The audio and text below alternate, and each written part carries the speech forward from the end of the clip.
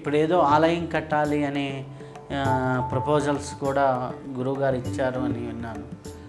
అదేంటి, ఏ ఆలయము, దాని విశిష్టత ఏంటి?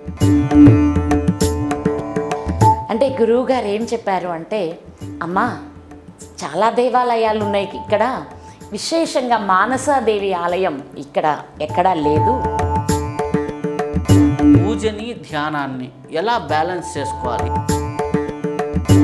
భగవంతుడి దగ్గరికి వెళ్ళి ఆయన దర్శనమైన, ఆయన అనుగ్రహమైన, ఆయన దగ్గర నుంచి వచ్చిన ప్రసాదమైన అందరూ పంచుకోమందే కానీ నాకు మాత్రమే అనుకున్న వారు.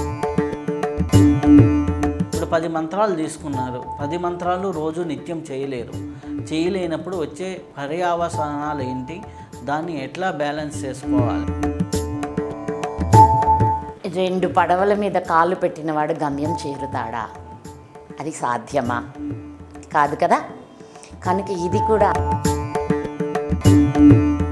కలి దోషం మనల్ని అంటకూడదు అంటే తప్పనిసరిగా